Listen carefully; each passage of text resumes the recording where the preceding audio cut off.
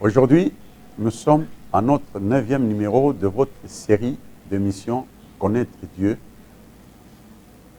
dont le thème aujourd'hui va porter sur le nom. Les noms que les gens généralement portent en plus de leur nom de famille. Par exemple, on dit Zita Jean, Zita Albert. Alors, nous voulons savoir, nous voulons aujourd'hui comprendre. Votre serviteur, l'apôtre des nations, va essayer d'allumer un grand projecteur sur cette notion. Nous voulons savoir si cette notion est biblique ou pas.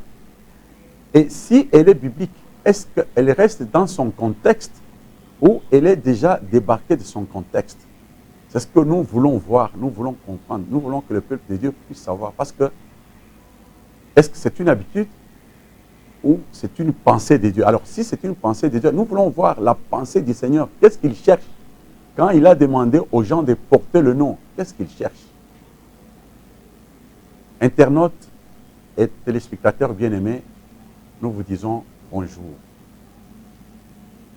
Aujourd'hui, ou bien de jours depuis longtemps, l'Église catholique, par exemple, quand un bébé naît, on l'amène chez le prêtre, quelques jours après, et le prêtre le baptise et lui donne un nom. On prend un nom, un petit nom de quelqu'un, un personnage biblique qui a vécu, bon, qu'on appelle généralement saint, c'est-à-dire qui doit avoir vécu convenablement sur la terre et qui a laissé un bon témoignage. On prend ces noms-là, on donne au bébé. C'est une pensée biblique. Est-ce que c'est une pratique de Dieu? Une question reste. Prenons les églises qu'on appelle l'église des réveils. Les fidèles eux-mêmes, cette fois-là, ce sont eux-mêmes les fidèles. Il estime qu'il a peut-être connu un changement, il rencontre Dieu, il connaît la parole de Dieu, par exemple. Il dit, mais à partir d'aujourd'hui, je vais commencer à servir Dieu. Alors il va se chercher un petit nom. Il dit, dorénavant, on m'appelle Abraham. Alors, on m'appelle Jacob, on va m'appeler Esaü. Alors, ce nom-là, il va le mettre en plus de son nom de famille. Par exemple, il dit, il est Zita, il dit Zita Abraham ou Zita Jean, et puis il ajoute Abraham. Ça, c'est eux-mêmes qui le font. Et c'est répandu, c'est connu. Si c'est une femme, il dit, je suis Déborah. En plus de son nom, de son prénom, il ajoute quelque chose, je suis Déborah, je suis Sarah, par exemple. Mais un petit souci se dégage d'emblée à ce niveau-là. Dieu parle du nom, et puis il dit un nom nouveau. Nous allons le voir à travers les versets que nous allons lire. Mais les gens, eux, ils ajoutent ce nom-là, il devient soit un prénom, dans le système anglais, il précède le nom de famille, ou il devient un surnom. Un surnom, c'est-à-dire, il est Zita, et puis après maintenant, il ajoute Zita Jean. Donc, ça devient, en plus de son nom de famille, il y a un nom. Est-ce que c'est ça la pensée de Dieu? Ou nous sommes déjà en dehors de cette pensée? Alors, pour bien comprendre tout ça, commençons par le commencement. Nous allons prendre notre premier verset. On prend le livre d'Exode, chapitre 10. Nous allons prendre deux versets, le verset 24e et le 26e verset. Dans 24, on saute. On prend le 26e verset. Pharaon appela Moïse et dit, allez, servez l'Éternel, il n'y aura que vos brebis et vos bœufs qui resteront, et vos enfants pourront aller avec vous. Le verset 26. Nos troupeaux iront avec nous, et il ne restera pas un ongle, car c'est là que nous prendrons pour servir l'Éternel notre Dieu. Et jusqu'à ce que nous soyons arrivés, nous ne savons pas ce que nous choisirons pour offrir à l'Éternel. Amen. Nous comprenons notre verset. Nous connaissons tous l'histoire. À la montagne d'Horeb, Moïse a vu un ange lui apparaître. Et cet ange-là, c'était Dieu. Alors, il lui dit, voilà, j'ai entendu les cris de mon peuple. J'ai vu l'oppression qu'ils sont en train de subir. alors je vous envoie, va auprès de Pharaon et libère mon père. Pharaon part, il rencontre, Moïse part, plutôt, il rencontre le roi, il lui explique son message. Maintenant, il y a eu beaucoup de va-et-vient, je vous épargne les écritures, ça ne sert à rien, mais ici, à un moment donné, Pharaon prend la décision et dit, ok, voilà, nous allons prendre un arrangement, votre troupeau reste, mais vous prenez vos enfants et vos enfants iront avec vous. Bien-aimés, contrairement à ce que beaucoup de gens pensent que être serviteur de Dieu, c'est être un peu téméraire, avoir un esprit d'aventure. Quand on a peut-être échoué dans la vie, on n'a pas réussi ses études, on peut se dire, bon, je cherche une autre voie, on s'improvise ceci ou cela et on commence le ministère. Non, ce n'est pas ça. Il y a des conditions qu'il faut pour être serviteur de Dieu. La première condition, c'est la connaissance de la parole de Dieu. Vous comprenez? Le roi dit à Moïse, non, vous allez partir, vous prendrez vos enfants iront avec vous, mais vous allez laisser le troupeau restera ici. Qu'est-ce que signifie le troupeau? Le troupeau, c'est ça, le troupeau, ce sont les brebis, ce sont les bœufs, c'est ça la connaissance, l'ensemble de toutes les connaissances qu'un homme de Dieu doit avoir pour pouvoir être serviteur ou pour marcher avec Dieu. Nous sommes dans le livre d'Exode. Le livre d'Exode, c'est un deuxième livre après Genèse. Comment la vie d'un homme de Dieu commence? C'est-à-dire que la Genèse, c'est la rencontre entre l'homme et Dieu. Le point de rencontre entre l'homme et Dieu, c'est ça, Genèse. Voilà pourquoi Genèse porte la création dedans. C'est-à-dire, quand quelqu'un entre en contact avec la parole, avec Dieu, il est appelé à marcher. Donc, voilà pourquoi Exode signifie sortir. Donc, il quitte son ancien profil, son ancienne identité, pour commencer à marcher maintenant en rapport avec la parole qu'il a écoutée, en rapport avec cette nouvelle connaissance qu'il a acquise. Alors, regardez maintenant comment Pharaon veut livrer, cet homme veut livrer Moïse à l'aventure. Il lui dit, ici Moïse et le peuple d'Israël, c'est toi, c'est moi. Alors, il lui dit, je vais garder le troupeau, mais toi, tu partiras avec tes enfants. Les enfants, c'est quoi? Les enfants, c'est la vie qu'un homme de Dieu doit mener. Donc, il y a le troupeau d'une part, il y a la connaissance, et puis, à part le troupeau, maintenant, il y a les enfants. Les enfants, c'est-à-dire la vie qu'un homme de Dieu mène en rapport avec le troupeau ou l'ensemble des connaissances qu'il a. Et ça, nous allons bien élucider. La Bible dit, dans 1 Jean, chapitre 5, chapitre 5, 6e verset, il dit, 12e, il dit, celui qui a le Fils a la vie. Celui qui a le Fils de Dieu a la vie éternelle. Alors, ce Fils de Dieu-là, c'est Jésus. Or, Jésus, nous savons que c'est ça la parole de Dieu. Donc, quand on a la parole de Dieu, on a la vie. Quand on n'a pas la parole de Dieu, on n'a pas la vie éternelle. On ne peut pas prétendre la vie éternelle quand on ne connaît pas la parole de Dieu. Parce que la parole de Dieu constitue les projecteurs qu'il y a pour que tu puisses marcher. Et je vous assure que le chemin est long.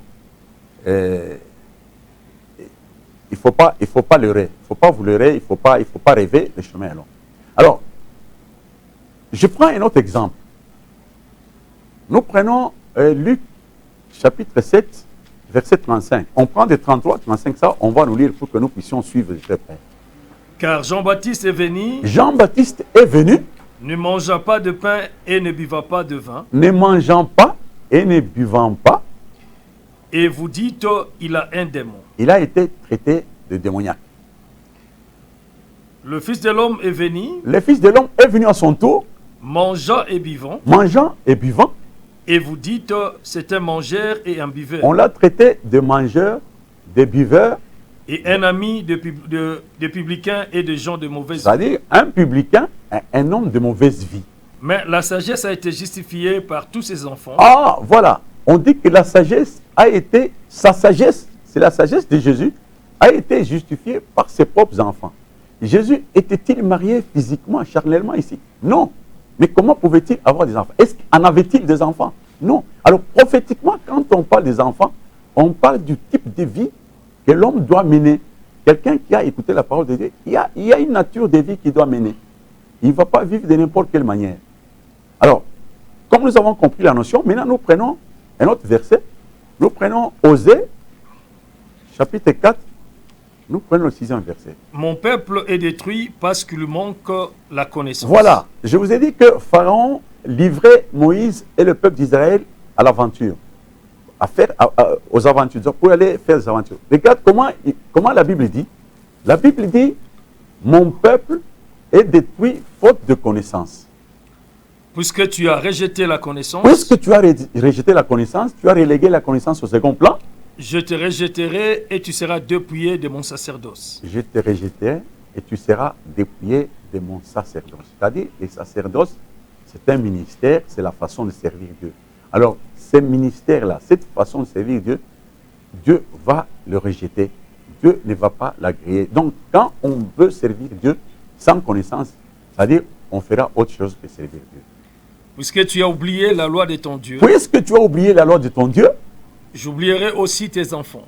Puisque tu as oublié la loi de ton Dieu, j'oublierai aussi tes enfants. C'est-à-dire que, comme tu ne connais pas, tu n'as pas la connaissance de ma parole, automatiquement, les sacerdoces que tu vas faire, tu vas les livrer aux démons.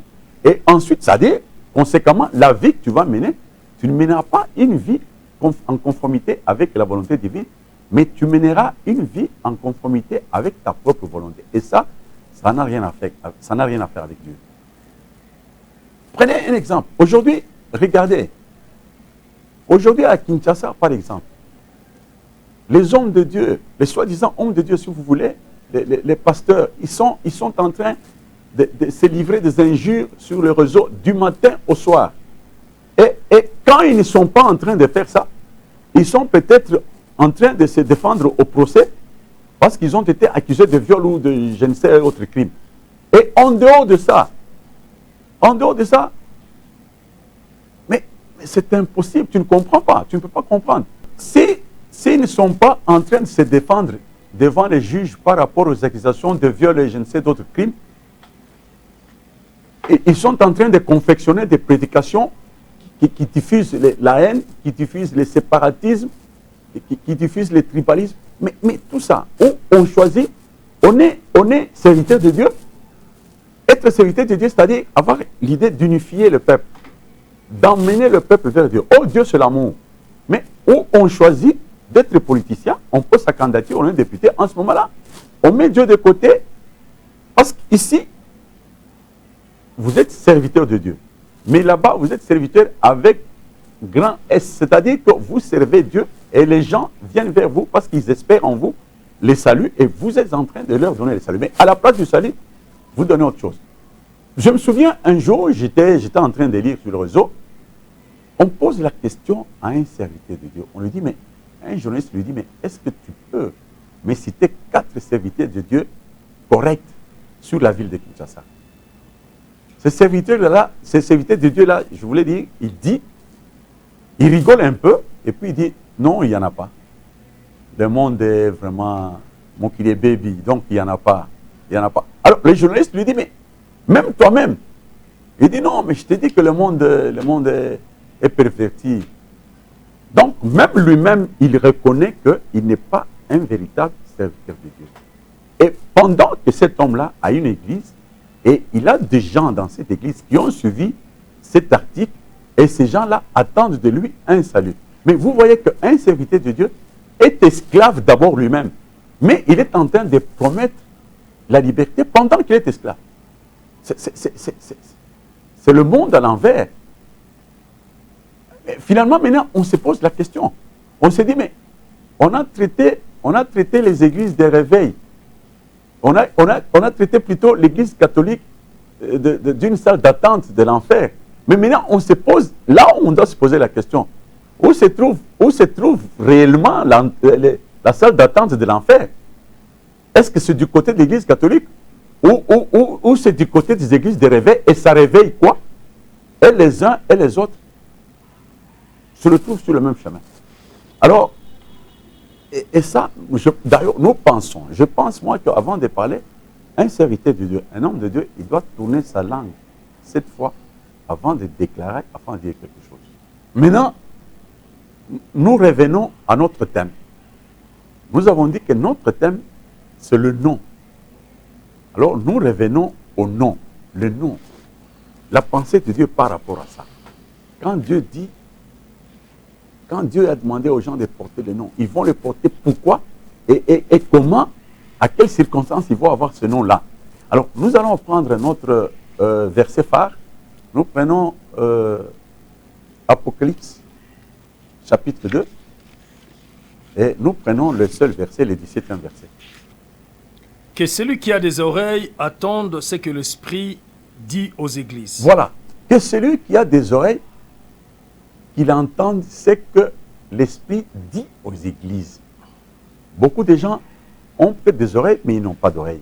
Alors, ici, on nous demande de tirer attention, de pouvoir comprendre. C'est pas par terre comme ça qu'on doit comprendre tout ça. Il faut se relever. Alors, on continue.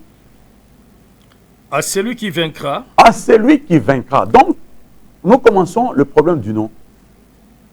Le Seigneur dit à celui qui vaincra. Donc, à celui qui vaincra, on ajoute. Je donnerai de la manne cachée. À celui qui va vaincre. Donc, la condition. Nous comprenons déjà qu'il y a un problème de victoire. Donc, le nom, ce n'est pas un nom qu'on va ramasser comme ça par terre, mais plutôt un nom. Ce nom-là est une récompense à quelque chose que l'homme a obtenu, par exemple une victoire qu'il a récoltée par rapport à un exploit donné. Alors, il a ce nom-là. Alors, on commence. La Bible dit, il aura d'abord la manne cachée. La manne cachée, nous comprenons, la manne, vous savez, la manne, c'est une sorte de pain que le Seigneur a donné à son peuple sur le chemin de Canaan. Mais cette manne-là avait une caractéristique plutôt, c'est qu'elle pourrissait, elle ne pouvait pas faire 2 jours. Et la nuit venue, elle pourrissait. Voilà pourquoi on ne peut pas la manger aujourd'hui et demain. Et à la place maintenant, Jésus est venu, il a dit, moi je suis le pain de vie. Le pain de vie, c'est lui qui m'aura mangé, il vivra éternellement. Donc, contrairement à cette manne, ça dit une connaissance que quelqu'un a, une connaissance qui ne peut pas faire face à certains problèmes, parce que la nuit, ce sont des épreuves. La nuit, ce sont des problèmes. Un homme de Dieu est appelé à avoir la vie. La vie éternelle, c'est-à-dire qu'il n'y a pas de mort. Alors, quand tu manges la manne, c'est-à-dire que quand la nuit vient, la nuit, ce sont les épreuves. En ce moment-là, la manne va pourrir. C'est-à-dire on s'attend à voir un homme de Dieu. Et il dit, non, mais mon qu'il est baby. C'est-à-dire qu'il est perdu par rapport à ça. Il ne peut pas conserver la vie. Or, on parle de la vie, c'est quand la mort arrive. C'est quand les épreuves arrivent. C'est quand les tentations arrivent. En ce moment-là, on dit, on n'arrive pas à ce qu'on triomphe. Mais quand on ne peut pas triompher, on ne peut pas se dire serviteur de Dieu.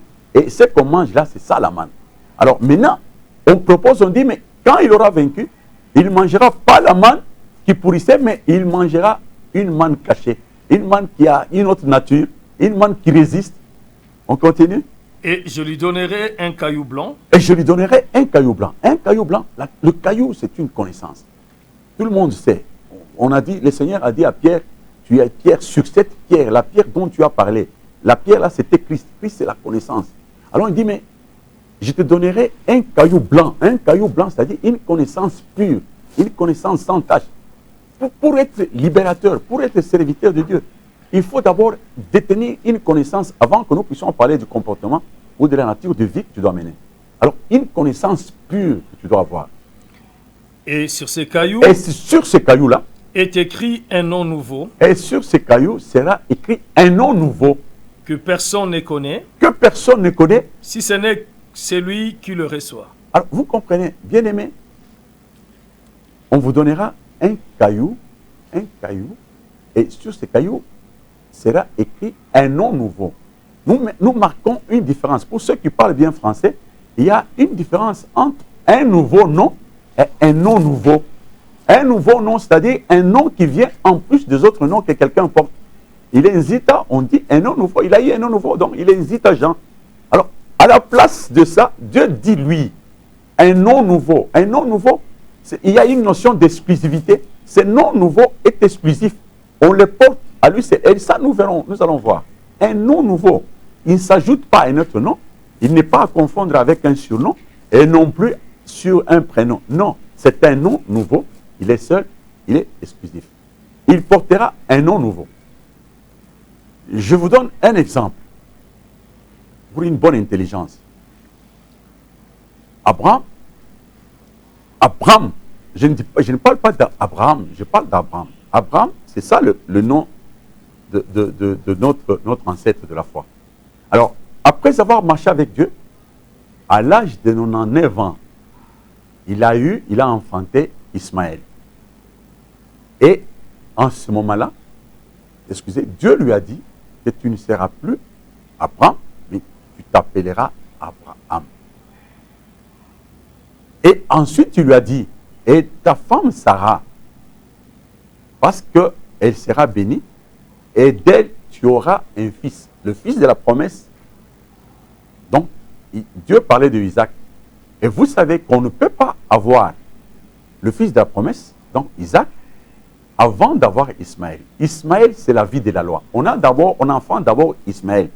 Ismaël, c'est-à-dire la vie que quelqu'un doit mener dans la société et il doit avoir un témoignage par rapport à cette société. On dit que c'est un homme de Dieu. Ouais. Maintenant, il y a une autre étape. Il faut que la société t'adopte et ensuite, il faut que Dieu lui-même t'adopte. Et ça, nous verrons par la suite. Alors, le fils de la promesse, c'est-à-dire, tu vas convaincre et la société et tu vas convaincre Dieu lui-même. Alors, vous comprenez qu'il a changé du nom. Il part d'Abraham au nom d'Abraham. Et son épouse, sa femme, est partie de Saraï vers le nom de Sarah. Donc, ce n'était pas Sarah Isabelle, ce n'était pas Sarah Kabengele, non, c'était Sarah. Ce n'était pas Abraham, non, non. Il n'y a pas de nom de famille, c'est ça. Ce n'est pas une histoire charnelle, c'est spirituel. C'est-à-dire, au fur et à mesure qu'on marche avec Dieu, on peut acquérir un nom. C'est ça, c'est un âge spirituel. Là, le nom traduit l'âge spirituel de quelqu'un. Je vais donner encore un exemple. Je prends Jacob. Jacob, vous savez, Genèse 32, Jacob s'est battu avec un homme toute la nuit. Et à l'aube, l'homme lui a dit, laisse-moi partir. Lui dit, non, je ne te laisse pas partir avant qu'il me bénisse. Donc, Jacob connaissait de qui il était question. C'était un ange, c'était Dieu.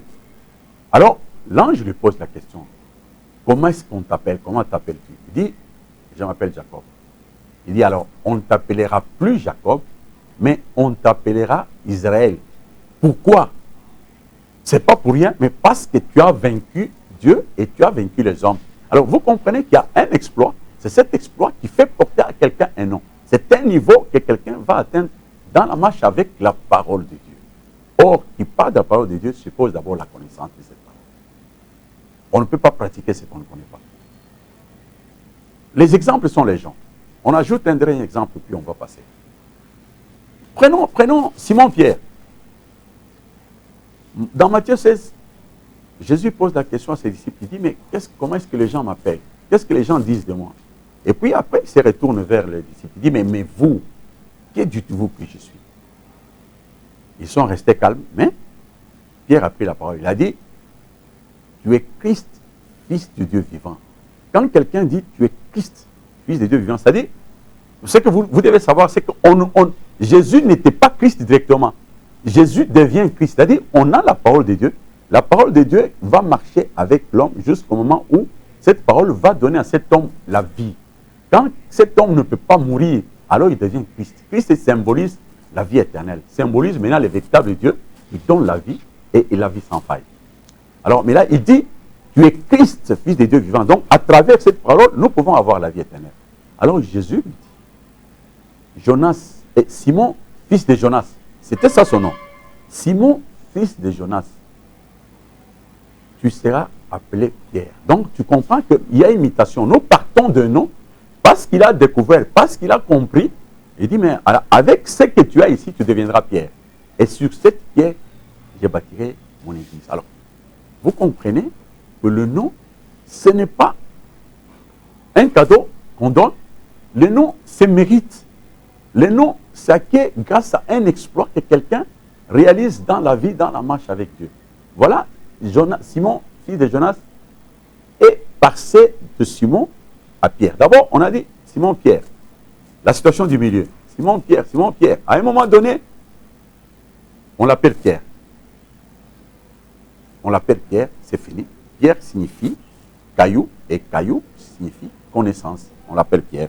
Et puis, pour compléter cette idée, cette pensée, nous allons prendre le livre d'Ésaïe, chapitre 62, au 2e verset.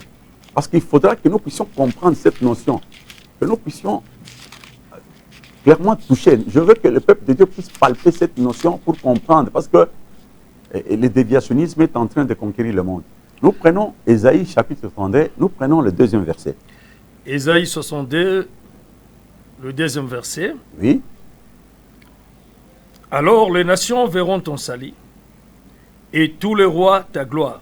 Les nations verront ton salut. Et tous les rois ta gloire. Ah, les nations verront ton salut. C'est-à-dire, la façon dont toi tu vas marcher avec la parole de Dieu, les nations vont voir, les nations qui observent l'homme de Dieu, ils vont voir ton salut. Mais si l'homme de Dieu dit, mais Mokile Baby, je ne suis pas un homme de Dieu correct, il n'y en a pas 4 sur la ville. Donc, c'est-à-dire que la gloire de Dieu ne peut pas être visible là-bas. La gloire de Dieu n'est pas là. Les nations qui espèrent en toi, les nations qui espèrent dans un serviteur de Dieu, mais les nations seront trahies. Et l'on t'appellera d'un nom nouveau. En ce moment-là, quand les nations se rendront compte que tu es en train de refléter la gloire de Dieu, que tu es en train de transpirer l'odeur de Dieu, en ce moment-là, ils vont te donner, pas un nouveau nom, mais ils te donneront un nom nouveau. Un nom nouveau. Que la bouche de l'Éternel déterminera. Ah tiens, celui qui donne un nom nouveau, ce n'est pas le pasteur. Celui qui donne un nom nouveau, ce n'est pas le fidèle lui-même qui estime, qui dit, bon, maintenant je suis converti, je suis chrétien, je deviens Abraham ou je deviens Ésaïe ou je deviens André ou Joseph. Non, mais c'est-à-dire que c'est le souffle de l'Éternel qui donne ce nom-là. Le souffle de l'Éternel, c'est-à-dire c'est l'intelligence et la sagesse de Dieu. C'est la parole de Dieu, c'est le Saint-Esprit. C'est cette connaissance-là qui amène l'homme de Dieu à poser des actes convenables. Il est adopté par la société et Dieu l'approuve. Et Dieu l'approuve. Parce que, évidemment, Dieu approuvait l'homme, ça commence par la société d'abord. Parce que tu as des versets, ces versets-là, nous ne pouvons pas les lire dans ton esprit, mais il faut que tu les mettes en pratique, que tu les vives d'abord toi-même. En ce moment-là, nous disons, voilà, c'est l'homme de Dieu. Et Dieu, qui prend nos témoignages, il dit, effectivement, tu es homme de Dieu. Parce que, en ce moment-là, tu as vaincu Dieu et tu as vaincu les hommes. Nous allons prendre maintenant un très bon exemple pour terminer. Nous avons compris que le nom, d'ailleurs, l'Apocalypse chapitre 2, verset 17 était très important pour nous. Il y a une notion que je n'ai pas relevée. Il dit, ce nom ne sera connu que par celui qui le porte. Donc, celui qui le porte, c'est-à-dire, il y a Dieu d'abord qui l'a donné, ça c'est absolu, Dieu doit le connaître, mais celui qui le porte le connaît, seul lui. C'est lui, c'est-à-dire, quand quelqu'un a changé réellement, tu ne peux pas tromper ta conscience. Quand quelqu'un sait qu'il marche avec Dieu, il sait qu'il est correct. Paul dit quelque part que moi je n'ai rien à faire avec les tribunaux des hommes. C'est parce qu'il sait que les tribunaux des hommes peuvent toujours juger avec erreur, mais lui-même est déjà jugé. Parce que lui-même est déjà jugé. Il est jugé par qui? Par la parole de Dieu. Donc, si toi tu es déjà jugé par la parole de Dieu, tu ne donnes pas l'occasion aux autres de te juger. Si on te pose la question de donner le nom d'un bon serviteur de Dieu, c'est-à-dire, il y a déjà un problème. On doute, c'est un piège. Et lui, et le serviteur de Dieu à qui on a posé la question, avait compris que c'était un piège. Il était honnête. Et lui, il le sait, c'est-à-dire, il a un autre nom qu'il porte. Si tu ne portes pas le nom, un nom nouveau, tu as un nom ancien. C'est-à-dire, tu as un comportement qui n'est pas différent de tous les gens là-bas. Si tu es au parquet, tu es poursuivi pour viol, mais tu n'es pas différent de tout ce monde ici. Mais quand tu portes un nom nouveau, c'est-à-dire, toi, tu sais que non, je suis correct. Ici, il peut arriver que tu sois traduit en justice, tu seras traduit pour autre chose, et là, tu es blanc, tu vas te défendre facilement, et tu es blanc, tu seras blanchi. Voilà. Alors, nous allons revenir maintenant à notre dernier livre. Nous prenons le livre de Luc, chapitre 1er. Nous allons partir du 57e verset jusqu'au 104e verset. Nous allons prendre juste 7 versets pour que le peuple de Dieu puisse comprendre, que nous puissions terminer en beauté avec beaucoup de de lumière sur cette notion de don, de nom plutôt. Luc chapitre 1, Luc, premier chapitre, à partir du 54e verset. nous partons du 54e verset.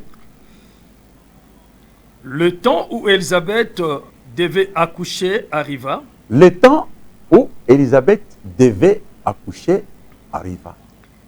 et elle enfanta un fils. Et Élisabeth a enfanté un fils. Bien-aimé, ce que le peuple de Dieu doit comprendre, c'est que ce qui est important dans la vie de toute femme, c'est enfanter. Quand je parle de la femme, je parle de toi et de moi en tant qu'épouse du Christ. La Bible ne parle pas de la femme en pagne. Quand la Bible parle de la femme, c'est prophétiquement qu'on en parle. La Bible veut parler de toi et de moi qui sommes des épouses du Christ.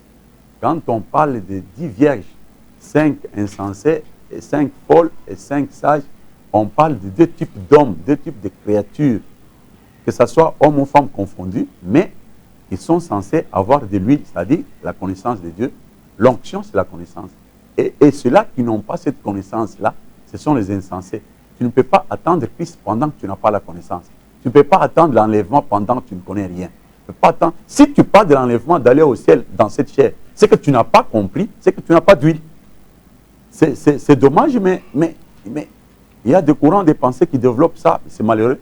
Mais nous pensons que le Seigneur, un jour, leur donnera l'occasion, leur ouvrira les yeux pour qu'ils puissent voir la vérité. Alors, je parlais d'enfanter. Ça, c'est un devoir de tout le monde. Tu es en contact avec la parole de Dieu, tu dois enfanter. Tu enfantes qui? Tu n'enfantes pas n'importe quel fils, tu enfantes le Fils de Dieu.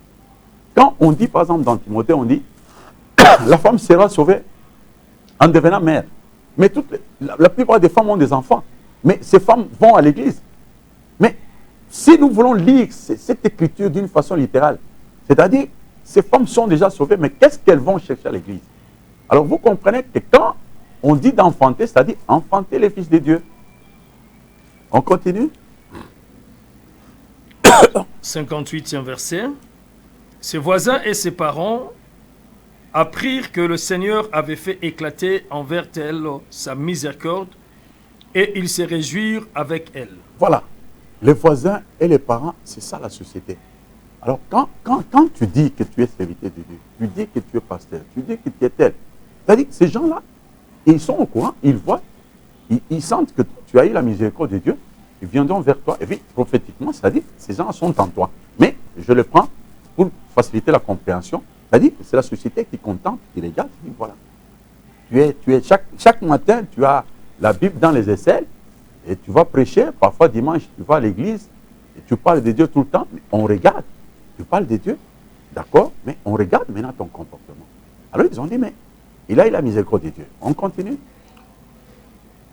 Le 8e jour, ils vinrent pour circoncire l'enfant. Le 8e jour, ça c'est la loi de Dieu. Dieu a dit, tout mâle-né doit être concis au 8e jour. Mais ça, je crois que c'est profond, on en parlera prochainement. Alors, au 8e jour, l'enfant devait être circoncis.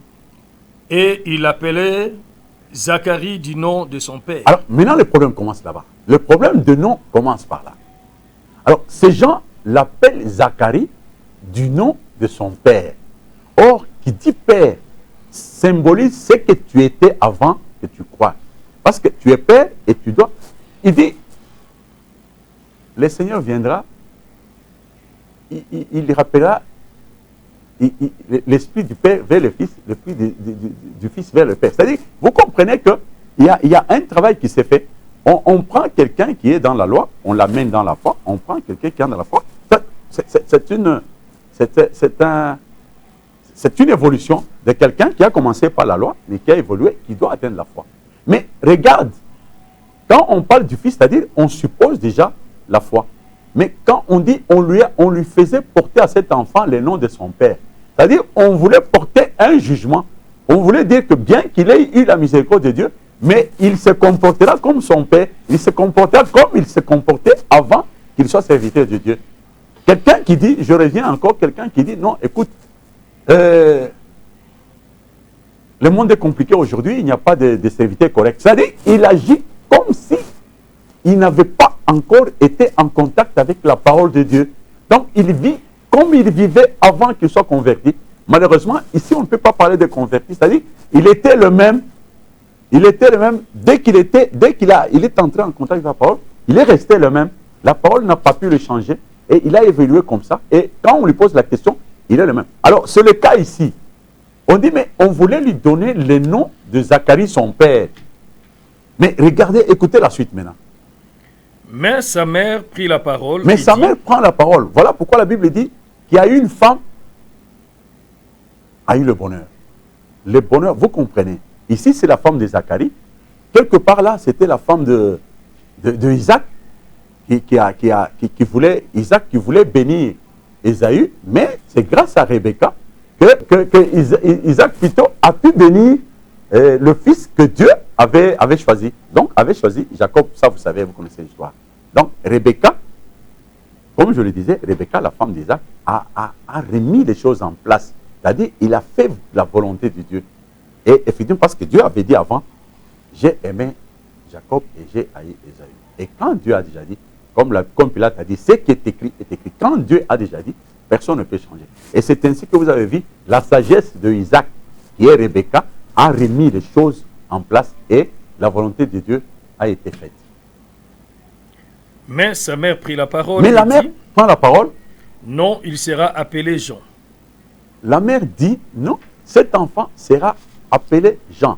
C'est-à-dire, il y a une rupture totale entre la vie que l'homme menait avant qu'il connaisse la parole de Dieu et la vie que l'homme mène aujourd'hui pendant qu'il est devenu fidèle à Dieu. Donc, il y a une rupture. C'est-à-dire, il dit, l'enfant sera appelé, il ne sera pas appelé Jean Zacharie, il ne sera pas appelé Zacharie Jean, avec le nom de son père, le nom de famille. Non, non. Je vous ai dit que ce nom, un nom nouveau est différent d'un nouveau nom. Un nouveau nom est exclusif. Un nom nouveau est exclusif. Il n'accepte pas. Donc, c'est-à-dire, le nom nouveau jouit d'une certaine exclusivité, repousse tout et reste seul. Voilà, la dame dit, l'enfant s'appellera Jean. Et or, prophétiquement, Jean signifie que Dieu ajoute. C'est-à-dire, en plus de la parole que tu as eue, il faut que tu arrives à poser des actes. C'est ce que signifie que Dieu ajoute. Donc, vous avez compris que la femme a dit, a tranché. C'est-à-dire, on a marché selon notre volonté. Nous sommes entrés en contact avec Dieu. Nous avons compris, connu la parole de Dieu. Maintenant, nous marchons d'une façon haute, c'est-à-dire en rapport avec la volonté divine. On continue. Ils lui dirent, il n'y a dans ta parenté personne qui soit appelé de ces noms. Très important. Il lui dit, il n'y a pas dans ta parenté. Il n'y a pas dans ta parenté personne qui soit appelé de ces noms. Ah, il n'y a pas dans ta parenté personne qui soit appelé de ce nom. Alors vous sentez la rupture dont je vous ai parlé. Donc, on peut remonter. On ne trouvera pas ce nom-là. C'est-à-dire que c'est ça un nom nouveau. Et ce nom nouveau-là, ne vous en faites pas. Qui porte ce nom de Jean? Celui qui porte ce nom de Jean-là, c'est Zacharie. Parce que par la suite, vous verrez que quand il aura enfanté cet enfant, et quand il lui aura donné le nom de Zacharie, et le nom plutôt de Jean, c'est Zacharie qui était muet, va pouvoir parler. Donc Zacharie était muet depuis un certain temps. Donc quand il a eu la face de l'ange, il est resté muet jusqu'au jour où il a enfanté l'enfant et il a parlé. Et la Bible est claire, elle dit, nous parlons, c'est parce que nous avons cru. Donc c'est quand on a cru qu'on va parler. Même des débats qui s'engagent sur les réseaux, quand on dit, est-ce que la femme devra-t-elle parler, est-ce que la femme peut prendre la...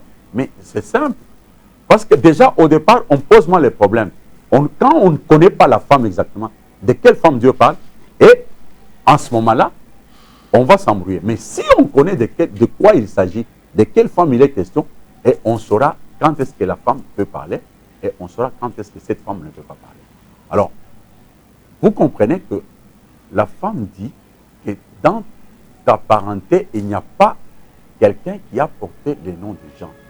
Je vous ai dit que le nom dont Dieu a parlé dans Apocalypse 2, chapitre 17, c'est un nouveau nom et ce n'est pas un nom nouveau et ça n'a rien à faire avec le prénom, ça n'a pas de rapport avec un surnom, ce n'est pas un nouveau nom qui s'ajoute sur notre nom, mais c'est un nom nouveau qui est exclusif.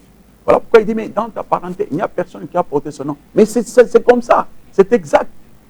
Donc, les actes que je pose, le comportement que j'affiche, n'a jamais été affiché dans ma vie depuis longtemps. Non, c'est maintenant, quand j'ai compris la parole de Dieu, je l'incarne et j'ai la vie. Et les gens rendent témoignage. Voilà, Jean signifie que Dieu ajoute. Effectivement, la parole que j'ai comprise, la parole que j'incarne, a ajouté quelque chose à moi, a changé mon identité, a changé mon profil. On peut continuer. Et ils firent des signes à son père pour savoir comment il voulait qu'on l'appelle. Ah, il faut comprendre. Et ils font des signes à son père pour savoir comment on va l'appeler. Vous savez, les signes, c'est quoi? Les signes, ce sont les signes déterminent les époques. Dans la Bible, quand vous rentrez à Genèse, Dieu, je crois que, premier chapitre, 14e verset, on dit, Dieu créa les luminaires. Ce sont des signes pour marquer les époques, pour marquer le temps. Alors, maintenant, quand on fait des signes à son père, c'est-à-dire on pose des actes pour voir comment est-ce qu'il va réagir. On pose des actes à son endroit pour voir comment cet homme va réagir. Est-ce qu'il va réagir comme il réagissait avant ou il réagira d'une autre façon dans sa nouvelle identité? Est-ce qu'il va réagir comme un serviteur de Dieu ou il va réagir comme un commun des mortels? Parce que là, nous avons affaire à deux personnes. Alors, on a fait des signes et Zacharie a demandé une tablette et il a écrit dessus, Jean sera son nom. Donc, cet enfant sera Jean. Donc, ce que la femme avait dit, c'est ce que l'homme dit. En fait, je ne veux pas vous engager dans des explications très compliquées, mais cette femme et cet homme, ça fait un. Parce que la Bible dit, l'homme et la femme feront une même chair. C'est-à-dire, ils ne sont pas différents, c'est une même personne. Alors, bien aimés, je crois que vous avez été bien édifiés par rapport à cette notion de nom dont Dieu a parlé dans Apocalypse chapitre 2, verset 17. Les noms que les gens, les églises donnent aux gens, les gens s'en donnent eux-mêmes. Alors aujourd'hui, les serviteurs de Dieu, l'apôtre des nations, a voulu donner beaucoup d'éclaircissements, beaucoup de lumière, afin que vous soyez édifiés. Et je crois que vous l'êtes, que Dieu vous bénisse. Nous terminons par une petite prière. Nous disons merci Seigneur. Nous te rendons grâce pour cette miséricorde que tu accordes dans ton peuple. Et cela traduit ta bonté et ton amour. Nous avons ainsi prié au nom de Jésus-Christ. Amen.